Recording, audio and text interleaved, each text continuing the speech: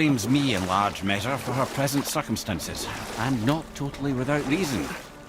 It all goes back to the long war between the Aesir and Vanir. Prior to that, wars for the Aesir were easily won, but the Vanir had proved their equal. Mimir, you never did tell me why Freya spit in your face. Well, she blames me in large measure for her present circumstances, and not totally without reason. It all goes back to the long war between the Aesir and Vanir. Prior to that, wars for the Aesir were easily won, but the Vanir had proved their equal and exacted devastating damage. Both sides suffered tremendous losses, and for many of us, quite frankly, war was simply no fun anymore, but a rather senseless waste of precious life. Wouldn't you agree, brother? Precisely. Enough was enough. And at last, Odin's most brilliant advisor became determined to find a more enlightened path. He set about to broker a peace between the gods. It took some convincing, but ultimately Odin was persuaded to marry his deadliest enemy, a certain Vanir goddess, legendary not only for her fertile beauty, but her genius at the very Vanir magic that Odin had long aspired to master. Freya married Odin? What was in it for her? It was a sacrifice to protect her people, a selfless act of love. Truly, she deserves better than she got. But of course, there's more to that story. I can't believe Odin and Freya were ever married. Love and hate are more closely intertwined than you might imagine. For instance, Odin hates the giants and they him.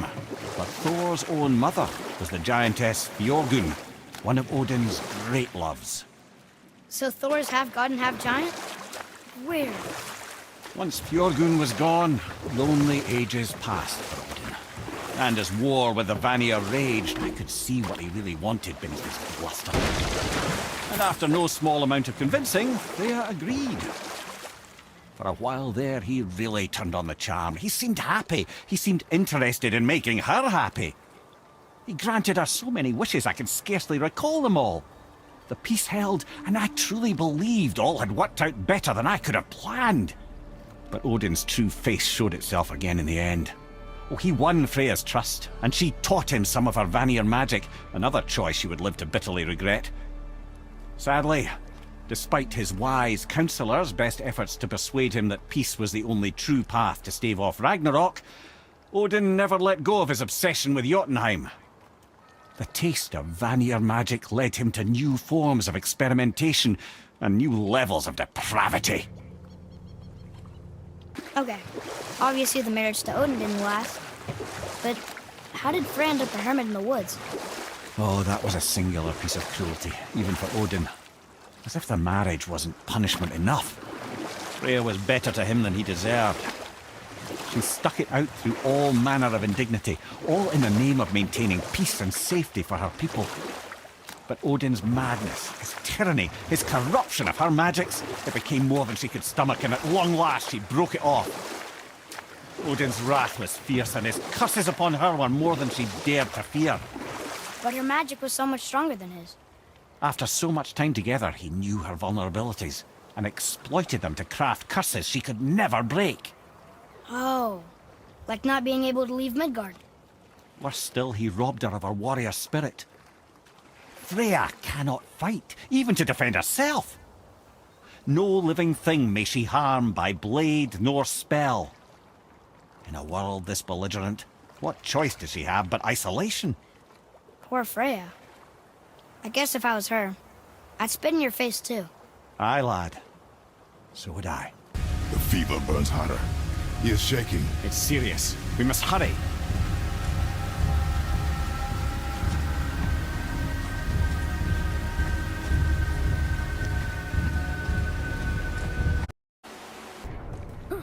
Wait, so Freya is the Valkyrie Queen? She never told us. You never told us. Explain yourself, Head.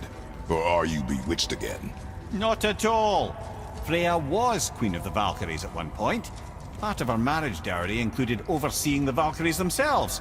As a powerful Vanir goddess, they revered her. I never knew how much until now. Brothers, there's another thing I must let you know. From the time you were away in Jotunheim. Well, Tell us then. It concerns Freya. She paid me a visit. What did you tell her? What little I know about where Odin may have kept her Valkyrie wings. Seems she's rather bent on reclaiming her warrior spirit. I'm afraid the cycle of vengeance may not be so easily broken.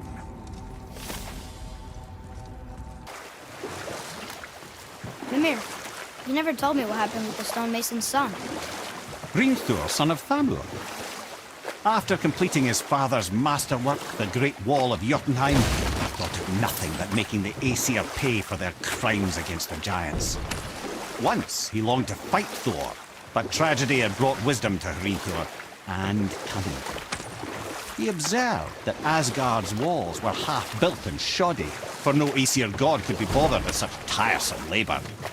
So Hrimthur adopted the guise of an ordinary man and made the Aesir an offer. He would build them majestic new walls, and if he couldn't build them within 2 turns of the season, they would owe him nothing for his labours. And if he succeeded, he asked only for an audience with the goddess Freya. Odin agreed, knowing the task was impossible, but intrigued by the stranger. Hrimthur made short work of it, of course. He had the benefit of his father's training and the aid of a magical stallion for fetching stones. Odin was not happy to find himself on the losing end of the wager, but he seemed to uphold his end of the bargain. Freya was sent to meet the mason, and to her surprise, he wanted only to whisper something in her ear. That being done, he made his way out of Asgard. And when he found Thor awaiting him at the gates of Midgard, he knew he had been double-crossed. But he didn't care, because his plan was complete. It was? What did he say to Freya? Only she could say for certain, but I've had many moons to work it out. Hrimthur knew that Freya loathed the Aesir, despite her marriage to Odin, and I believe he gave her the secret to Asgard's defences.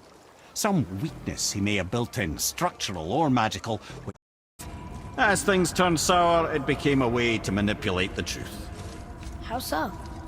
Odin didn't want Freya, a Vanir goddess, getting credit for anything in Asgard. Baldur's mother was Frigg. Aye, Frigg. Well, that's more of a pet name, you see. It means beloved, something Odin called Freya after they wed.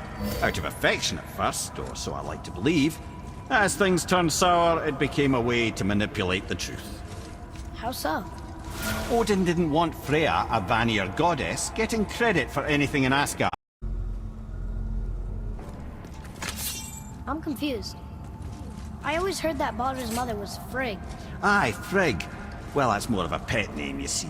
It means beloved, something Odin called Freya after they wed. Out of affection at first, or so I like to believe. As things turned sour, it became a way to manipulate the truth. How so? Odin didn't want Freya, a Vanir goddess, getting credit for anything in Asgard. So anything worthy she accomplished was attributed to Frigg. Like being Baldur's mother. That's right! Freya was Baldur's mother all along.